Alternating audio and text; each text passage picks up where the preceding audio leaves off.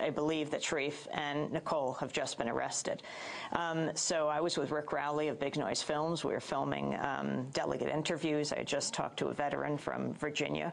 We raced out and just ran down the street. I even stopped a police officer. I said, "Get me to that site. Our reporters have been arrested." He didn't comply.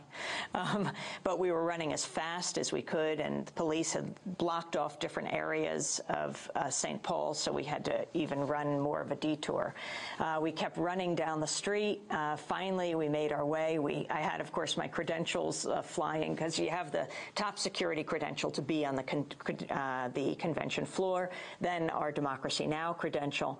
Finally, I made it to the police line where the police in riot gear were lined up. I asked to speak to a commanding officer.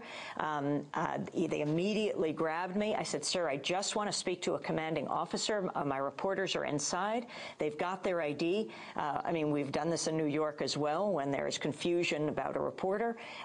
They immediately grabbed me, handcuffed me, and as you haven't quite talked about, those plastic handcuffs cut right into your wrist, and they make those tight. Pushed me to the ground. I kept demanding, "I saw you across the way, Sharif. I was looking for you, Nicole. They said you were bloodied. I demanded to be able to see you. I couldn't find you." I demanded to be brought over to Sharif. I did go over to be with Sharif. They took my picture. They put the big white plaque under me with all my information, and the officer stands there with the picture.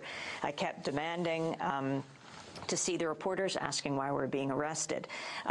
They finally, when they put me into the police wagon, they said that, "Nicole, you would be there. You were one of the first arrested." And that's where I saw you with your Democracy Now! Credentials hanging around your neck. And then we were brought off to the county, to the jail. That's where we were separated.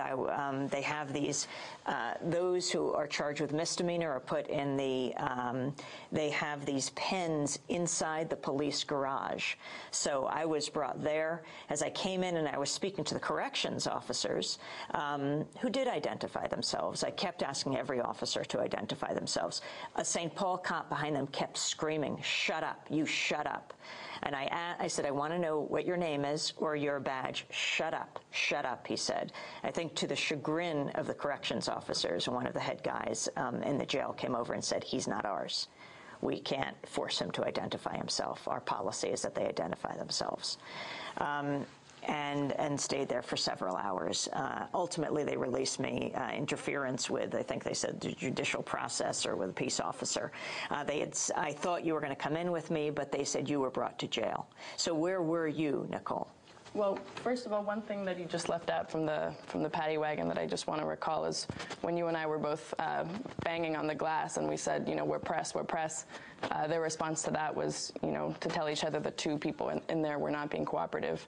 So I just wanted to... They said, "We've got to get out of here because two people are getting increasingly uncooperative." I also said to an officer, "I demand to see Nicole Salazar because her face is bloodied." And he said, "Listen, I've been knifed in my life." I said, "Yes, but we're not responsible for that, though I'm sorry that that happened to you. But this happened because of you, sir." Mm-hmm. Right. So, so then in the prison, after I came out of the wagon, I came out right after you. There was one officer who was videotaping all of us coming down off the stairs, and I asked him for his badge number, and he said he didn't have a badge, and I asked him for his name, and he wouldn't give it to me. But I saw you go through the double doors, and I was thinking I would be right behind you. But when I got inside the main area of the prison, I didn't see you. Instead they sort of search you, just a regular search, and then they make you go through a metal detector. And at that point, I was put into a cell, which I later measured to be about 9 by 11 paces, and I was in there with 17 protesters who had been also arrested that day. Some of them were still soaked with pepper spray, and their skin was burning, and they were asking for a nurse, but in the time that I was in there with them, they didn't get to see anybody. Sharif, where were you put? I was taken to prison as well, but I think one thing that was left out also in the story, and I think this happened to you as well, Amy, was that while we were standing waiting to be processed and put on the bus, I was standing there with 3 credentials around my neck, my Democracy Now! Press pass, which has my picture, the RNC press one, which gets you inside the convention, and a separate one, which I was supposed to put on Nicole, but I never actually did. It was a limited RNC press one. a man walked up to me who was not in uniform of St. Paul or Minneapolis police. I was later told he was Secret Service. Came up and looked at my RNC press badge, said, "What is this?" I said, "It's my pass to get inside the Excel Center." He said, "Well, you won't be needing that to go. You're not going to be going inside the convention center today," and took it and walked off. I immediately protested. I said, "I want this around my neck to prove I'm an accredited journalist to go inside the convention center." And he said, "You won't be needing it today," walked off. I asked my arresting officer, who incidentally was not my arresting officer, they just assigned some guy to take the picture with me and process me. He said, "I don't know who that guy is. He looks like Secret Service." I said, "Well, why don't you acknowledge that this was taken, witness it somehow?"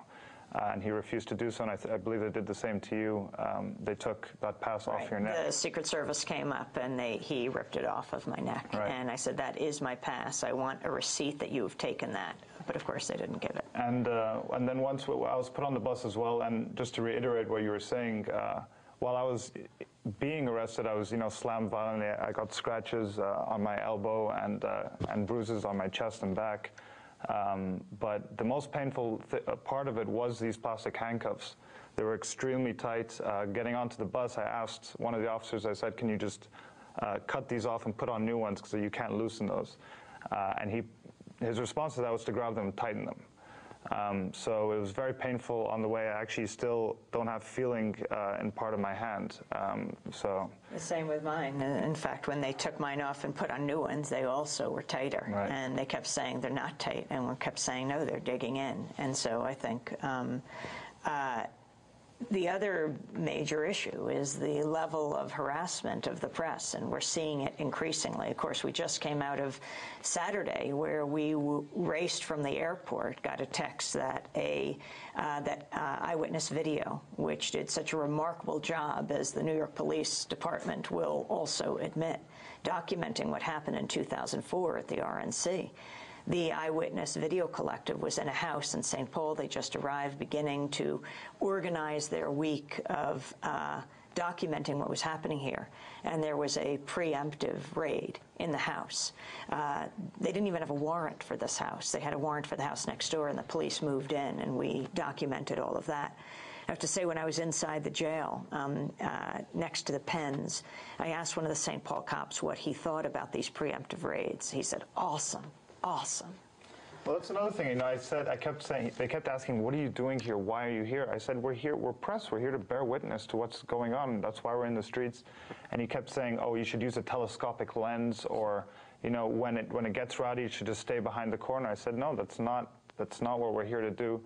You need to respect the fact that we're media. If someone's carrying a camera, you don't tackle them to the floor." And this is respected widely in most of the world, but there seems to have been in this country a violation of that separation, and media are treated very badly, frankly. And it seems to be getting worse, especially in this RNC, with these preemptive raids as well. And with what they call these, quote, national security events. Right. Well, I'm very glad you're out of jail. Nicole went to the hospital last night. Nicole Salazar and Sharif Kouddous for being there, doing your job. Sharif? I'd just like to thank all the producers here who helped us while we were inside, putting out the word to all the media. They were constantly doing interviews. They put out a press release. And just to thank everyone who called in. Apparently the jail got many, many calls. They said over 1,000, and I'm sure that helped secure our release. We both have pending felony charges and were released that night. So just a big thank you to everyone. One of those who weighed in was Congressmember Keith Ellison of Minneapolis. He's going to join us in a minute. And then we're going to talk about what happened in New Orleans. Sharif Kouddous and Nicole Salazar, thanks so much for doing your job. Thank you, Amy. This is Democracy Now!, democracynow.org. We'll be back in a minute.